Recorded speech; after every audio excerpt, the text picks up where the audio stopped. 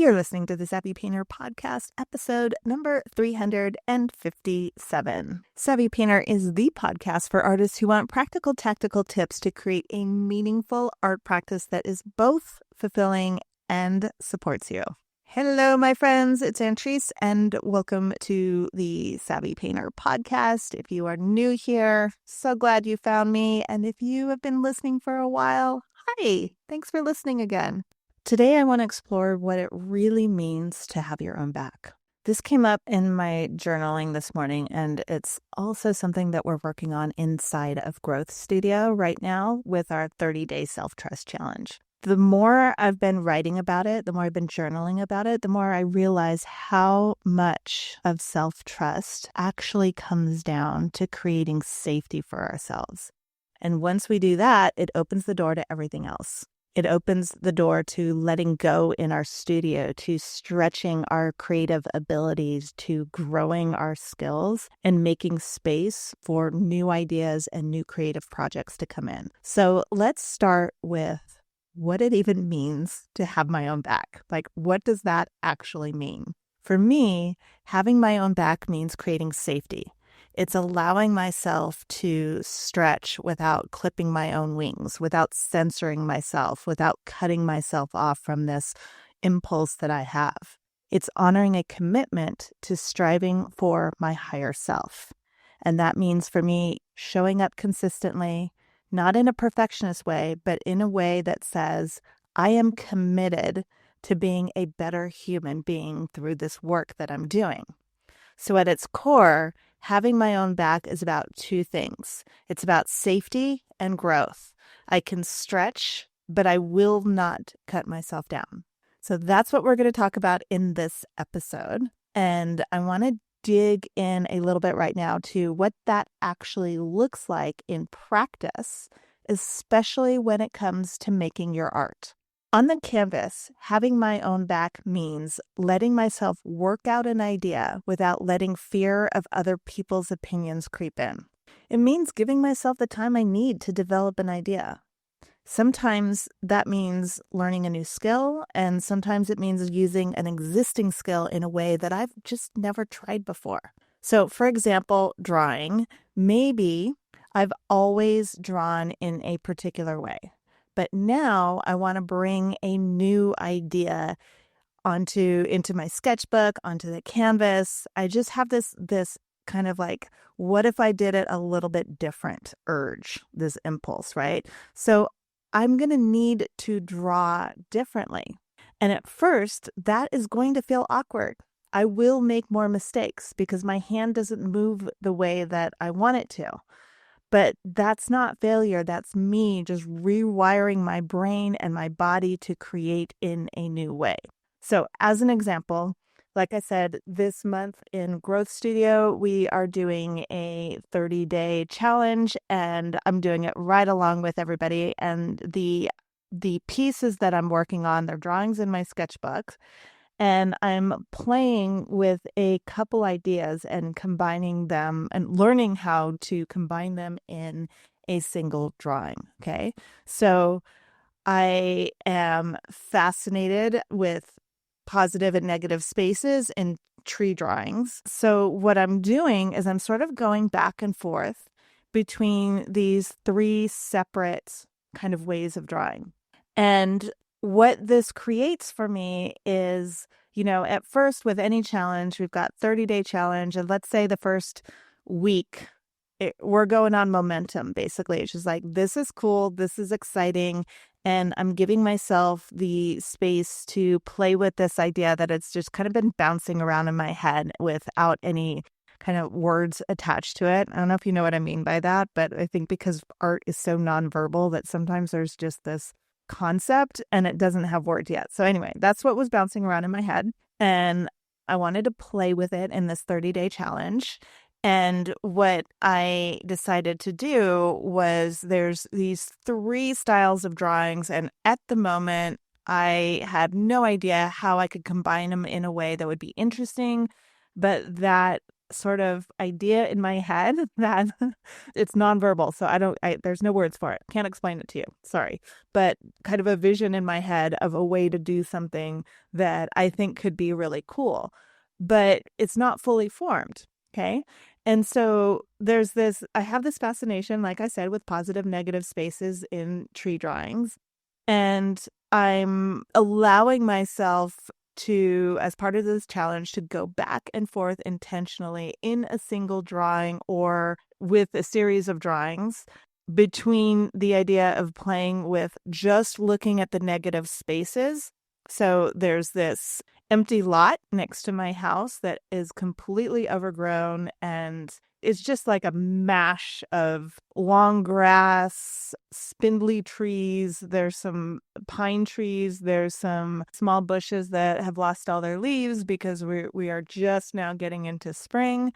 And so looking at it visually, it's sort of this kind of cacophony of like shapes and stuff. So the negative space of all that mess, I think, is fascinating. So I'll do some drawings with just focusing intensely on the negative space. And then the other type of drawing, the second type of drawing that I'm working into this is blind contour, where I am just staring at that mess, let's say, or I'm staring at that tree and I am doing a blind contour of it. So I'm not taking my eyes off of the tree. I'm not looking at the drawing on my page. I put my pen down in one spot and I don't pick it up until I'm done, and I'm not looking at the paper whatsoever. So there's that, right? So we have 1 is positive, negative spaces, 2 is blind contour, and then 3 is, as I was doing this, it just reminded me that as I did the very first day of this challenge, it just reminded me of when I was a kid. I used to love drawing trees, and I had this very particular, like very scribbly, fast way of drawing trees. And so I'm bringing that into it as well. And so there's these 3 very different drawing styles that I'm playing with in a single drawing, and also playing with the idea of calm and chaos. Okay. So that's a lot of what I'm thinking when I'm doing this. But what it means in this context of having your own back is I'm allowing myself to explore this idea, and I am doing it almost every day. And as I'm doing it, there will be drawings that come out better or worse, or some that I feel like, oh yeah, that's closer to the idea that I'm envisioning. And there's other ones where it's just like, no, that one's too far away. It's not what I'm thinking. It didn't work out the way that I wanted it to, right? This concept, every day that I'm doing it, I'm presenting myself with choices of, do I get frustrated because this particular drawing that I'm not working on, this particular drawing that I am working on is far from what I want? And maybe the last one before that was. So maybe there's like 5 drawings in a row that don't come near to what I want them to be. I have a choice. How will I talk to myself during that time? Will I get frustrated and say, okay, this is just not going to work. These 3 drawing styles just don't go together. Or am I going to choose to believe, okay, I have not found it yet, but I have found, let's say, 5 different ways where it doesn't work, right? I've made 5 attempts, and I can see when I intellectually look at that after I'm done with the drawing, when I sit back and I look at it, I can see, oh, it doesn't work because X, Y, and Z, right? That allows me to move forward with, now I have something that I don't do, right? Which is perfect when you're trying to create something new, right? Or again, I could look at that as, I've had 5 days in a row where I've attempted to bring to life this concept, this vision that I have in my head. Again, it has no words. It's like this kind of like knowing idea. It's this creative impulse to do something. And I've made a couple attempts at it, and they haven't worked out. And I could look at that and choose to say that, yeah, this whole idea, it's just not going to work. Or I could choose to look at that and say, yeah, I'm not the kind of person who could do this, right? That's so much to say about that, but we'll just set it aside. Those are just options of how I can think about it. Or I can choose to trust myself and create a safe space where I allow myself to explore this vision that I have, this idea, and I allow myself to explore it as long as it takes. So this is an example of I'm going to bring 3 things together in a way that I've never brought them together before. And so, of course, there's going to be parts of it that work and parts of it that doesn't work. And as I'm doing that, I'm creating this new method for myself of how I draw, right? Okay. So all of that is an example of giving myself time to explore an idea that I have without throwing myself under the bus, right? That is having my own back. That is allowing myself to create in a safe space because I'm going to trust in my idea and I'm going to trust in my ability to execute it. I'm going to trust in the way that I develop my skills, right? So right now, the skill that I'm developing is combining these 3 forms of drawing. So I'm going to trust in my ability to develop the skill of combining those 3 things. And I've never done that. I've never combined these 3 things before. So now I'm learning how to do it. So I'm giving myself time to learn how to do it. And part of learning how to do it will be many attempts that don't work the way that I want it to. Okay. So that's one example. Giving myself time can look like combining skills. It's like mixing ingredients in a recipe. It's adding more or less to taste. And maybe that's blending drawing with value in a different way or experimenting until it clicks. So one of the techniques that I'm using as I'm developing this, I'm combining these drawing styles, is I'm looking at positive and negative spaces in these tree drawings, right? So I'm going back and forth between looking at the space between the leaves and the trees and looking at the tree itself. And the awkwardness sometimes that we feel when we are playing with a new idea, bringing something to life, or learning something new is it's going to feel more awkward. I'm going to make more mistakes, and my hand isn't always going to move in the way that I want it to because I'm asking it to do something different. So part of this is playing with this idea in a way that is fun, and I'm not just completing an exercise or a homework, right? Because this is a 30-day challenge, I think it's really easy, and we've talked about this in Growth Studio often, it's really easy to slip into this concept of, well, this is for the 30-day challenge, and so I have to check the box that says that I did this drawing, right?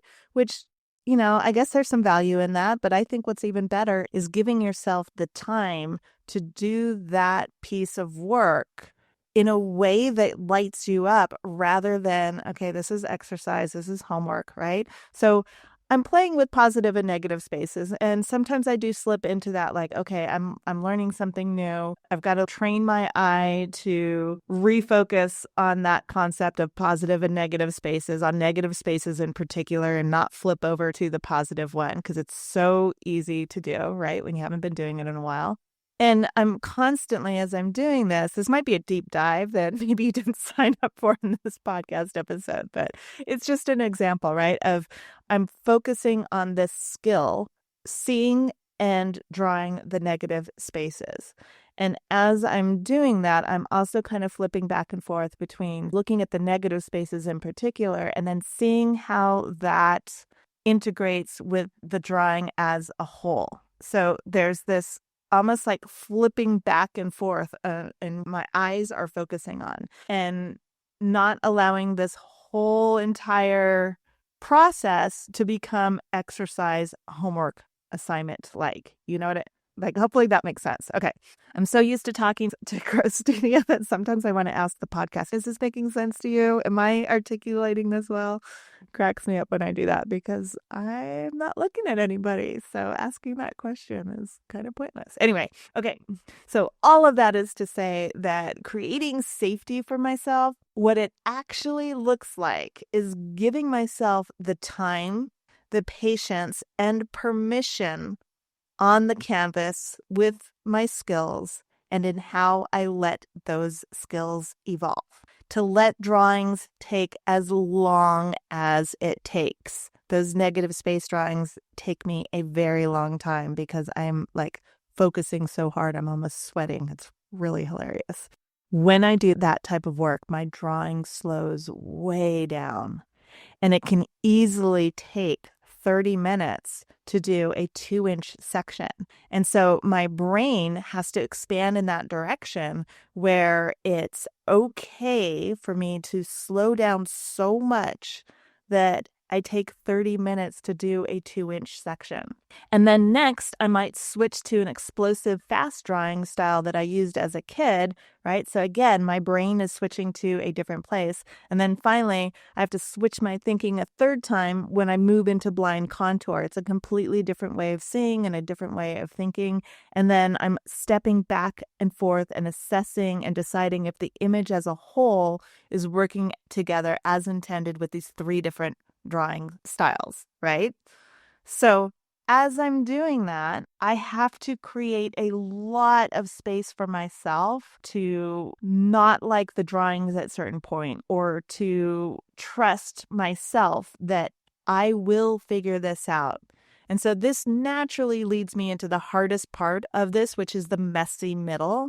And the messy middle, I know many of you have heard me talk about this millions of times, but there's this gap between the spark of an idea and being able to name it or explain it, right? Because often, especially for us artists, it's a non-verbal stage. And that's incredibly uncomfortable because we are so used to thinking with words, to being able to label and articulate and make quote unquote sense of things, which is why we have language.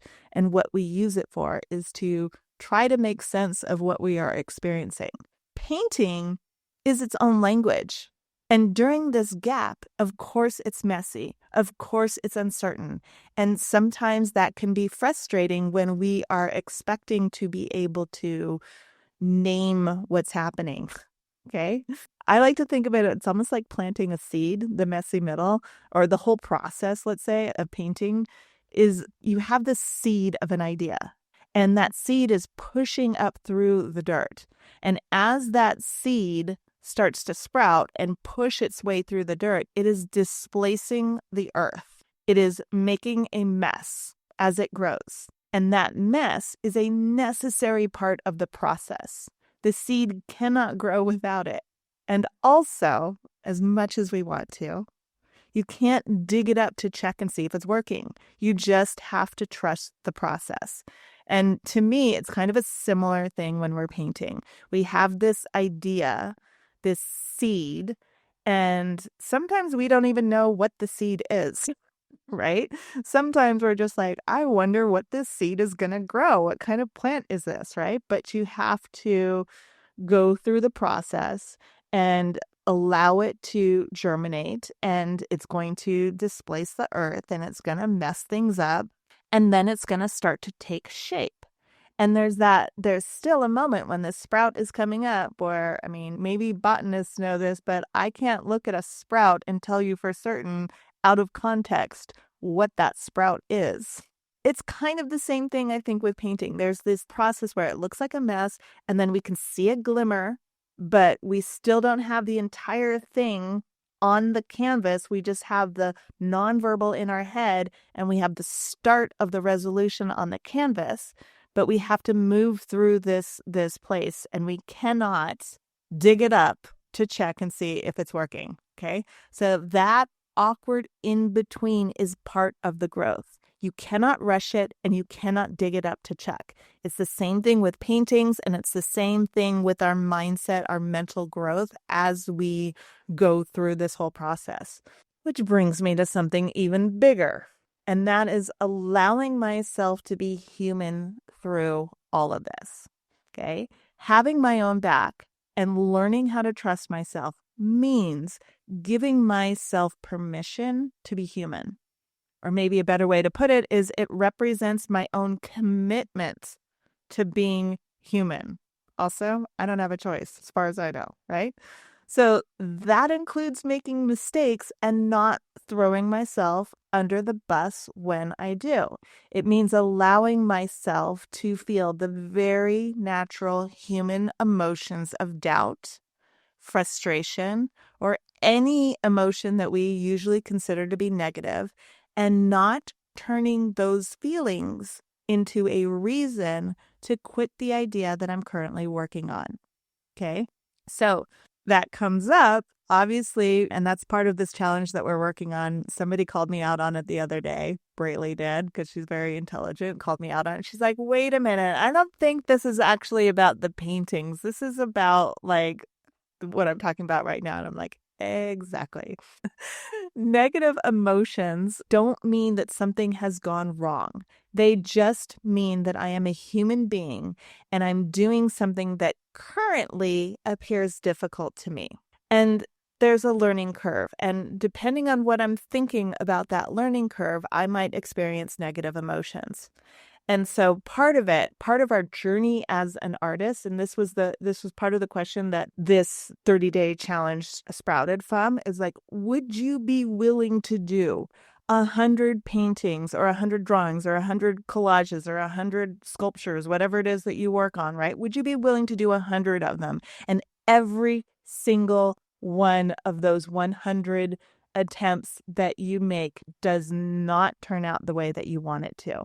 Would you continue? Let's say you know that if you do 100 and they all, I would never say this about anybody's work really, but let's just say that you do 100 and they all totally bomb. They totally suck. They are absolute disasters, right?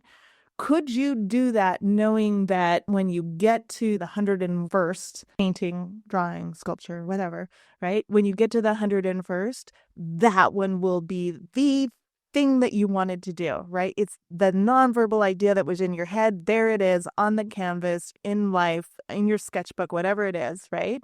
There it is. And you're like, oh my God, I did it, right? But can you go through all of those attempts and not make it horrendous for yourself? That is what we're asked to do as artists. That is what our growth requires of us, right? If you want to, like my proposition is, let's go through this whole process of being an artist in a very healthy, supportive way with ourselves, so that we're doing this really difficult, challenging work of creating these works of art. Can I do that without causing myself so much angst and problems, et cetera, right? So if I have given myself permission to be human as I'm doing this, then I can feel frustration. So let me go back to that 100 drawing. Let's just say it's 100 drawings or 100 paintings. Okay. Even though I want to include, like, if you're doing collage or sculpture or anything else, just substitute whatever word I'm using out. So you do 100 of them, and it hurts me to say this, but they all suck. Every single one of them suck. Right. So, but you know that 101, let's say, is going to be the one that just like chef's kiss. Probably drawings 1 through 10, you're all in. You're like, oh yeah, I can totally do this. But when you get to drawing 35 or you get to drawing 65, and now it's cumulative, right? You've experienced this not getting what you wanted, and you're not recognizing the progress that you've made. You're just seeing the number of failed attempts that you've made, right? So if I'm committed to being human, I recognize that there will be days when I look at that and I say, oh no, but I understand what I'm doing. I understand where I'm going, and this is part of the process, and I'm okay with that, right? There will be days like that. And there will also be days when maybe you're tired. Maybe something else is going on in your life. Maybe it's just the fact that you have 65 drawings pinned up to your wall and none of them are what you want. Can you allow yourself to feel however you feel about that and not turn it against yourself, even if that feeling is negative, right? So none of what I talk about, and I hope if you've been listening to this podcast long enough, I hope you picked up on this. None of this is about gaslighting yourself into thinking that you're doing better than you actually are. It's all about accepting where you truly, really are. So if you can look at those 65 drawings up there and feel frustrated and say, yeah, I'm feeling frustrated right now because I really wish that I was at drawing 101, where I have the results of all of this hard work that I'm doing right now. I just want the results. It's kind of what I do. I don't know about you guys, but when I'm frustrated with my perceived lack of progress, it's usually because I just want to skip all the hard work and be on the other side of it where I've already figured it out. That's what I think in that moment. And so can I allow myself to just be a human being who sometimes feels that way and recognize that, okay, today I'm feeling frustrated with this, and allow myself to do that without that frustration becoming a reason for me to quit, right? It's like somehow, sometimes we think that the existence of the emotion of frustration or the existence of the emotion of doubt or the existence of the emotion of discouraged means I should not do this anymore. So when I allow myself to be human, mistakes and doubt stop being red flags. They just become part of the process, and that's it, right? I can let myself feel that way, and then I can get myself out of that feeling and then move on. And listen up right now. This is so important. If you're multitasking, this is the part where I would just want, boom, focus your attention on what I'm saying. Because when I treat myself that way, it naturally shifts into kindness. And that kindness is what creates the safety that I need when I'm in my own studio. And when I know that I will meet myself with kindness, I feel safe. I know that if I mess up, I will be okay. If I feel doubt or frustration, I will be met with love instead of criticism. And that kindness reminds me that my worth is not tied to productivity.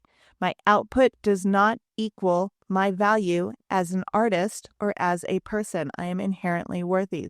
That is so important because as this way of thinking, allowing yourself to being human and being kind to yourself and building safety and building your own self-trust, right?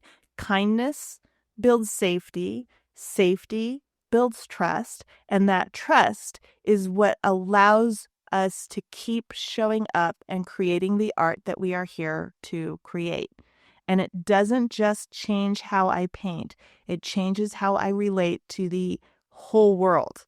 It really, really does. If I feel safe inside of myself, I'm not as vulnerable to outside triggers. I'm not as vulnerable to somebody walking up to my work and saying, "What are you doing? Why are you drawing these 3 different ways anyway? I don't get it." Right?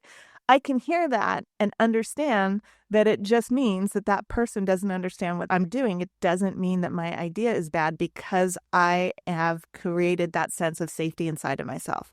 Okay. And when I feel safe, I show up differently. I will advocate for my work authentically. I can take breaks without feeling guilty. I can push past my boundaries in a healthy way without falling into toxic productivity, the kind of like push through no matter what mindset. And in relationships with galleries, with followers, with collectors, safety changes everything because instead of like a transactional or performative interactions, I create genuine, nurtured connections. Make sense? And also, I'm going to add this in here, also validation and praise. I can appreciate getting validation and praise without needing that validation to feel like I matter. I can appreciate it just for what it is. And I don't push it away. I simply receive validation and praise as what they are, right? That's another part when we feel safe in our voice, when we feel safe in the work that we're creating, when we feel safe in our bodies, when we feel safe in our studios, you're able to receive validation and praise, the thing that so much of us crave. And it's so important. When I have safety, I'm not going to perform. I'm not going to manipulate. I'm just going to show up as me, knowing that that's enough. And that circles back to another really important point. I know I said that last one was the most important, and listen up, but this one's also very important. Only I can create that safety for myself. So when I say having my own back, what I really mean is this: I am choosing safety, kindness, and trust over and over and over again. I'm actually choosing it on purpose and with intention. This is what allows me to stretch without clipping my own wings. This is what allows me to grow and to create authentically and to connect deeply with others without needing them to define my worth. And that's what we're practicing every single day inside of Growth Studio with the 30-Day Trust Challenge, building that muscle of having our own backs. Because when you know that you will meet yourself with kindness, no matter what happens, you will take risks, you can create boldly, and you can live into the artist that you know that you are meant to be. Okay, that's what I have for you today. Have a beautiful week, and I will talk to you soon.